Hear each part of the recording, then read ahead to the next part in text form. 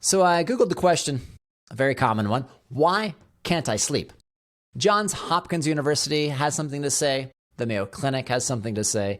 Helpguide.org says insomnia is the inability to fall asleep or stay asleep at night, resulting in unrefreshing or non-restorative sleep, which is true. And it's a very common problem, one that takes a lot of toll on your energy, your mood, and your ability to function during the day. Now, this helpguide.org says that chronic insomnia can contribute to serious health problems. And they're right. People struggle to get to sleep no matter how tired they are and no matter how much they try. Often, what we're seeing is this struggle to sleep as a battle against our minds.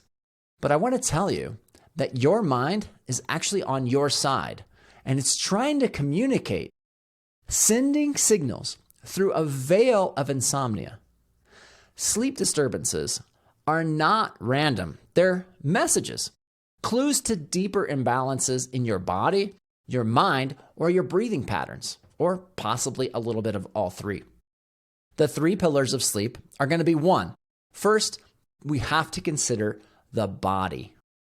Our physical health directly impacts how we sleep. You could have hormonal imbalances, dietary choices, or exercise habits that are affecting or disrupting your sleep. For example, I recently had more alcohol than I typically do in an evening. Most often, I don't drink at all. But I had a little alcohol, and I was tossing and turning almost all night. And I'm a sleep expert. It happens, guys. Things that we put into our bodies affect how our body performs. When we can't sleep, it's often our body's way of saying something's off. And if we're fueling it correctly, we should have good responses from it because it's designed to serve us well. Another question that needs to be asked is if we're giving it the movement that it needs.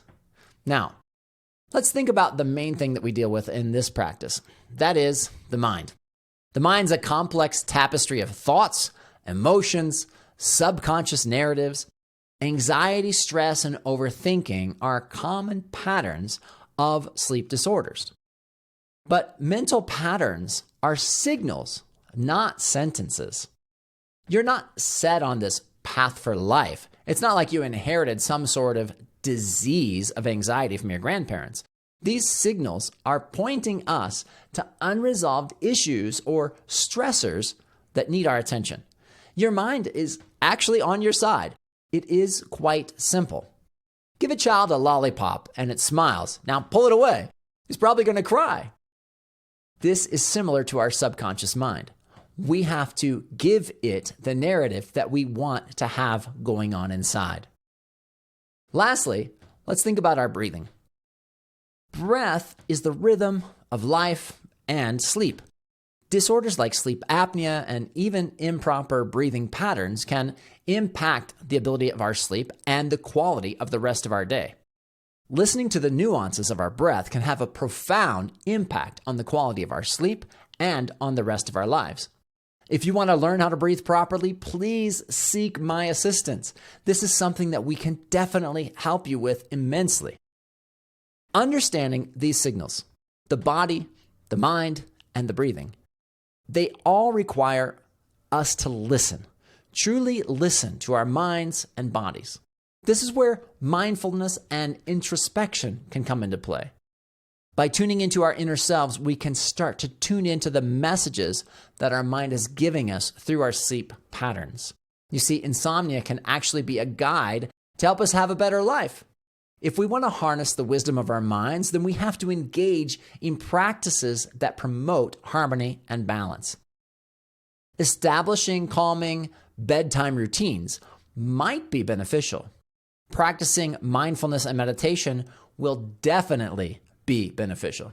And seeking professional guidance might be something that you would want to do 4 steps in the right direction. Remember, the goal is not to silence your mind, but to understand what it's trying to tell you, what it's going through, and to help it speak to you the correct narrative.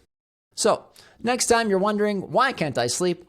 Pause and consider what your mind is trying to tell you, or what your body is trying to tell you. Embrace it as your ally in your quest for restful sleep.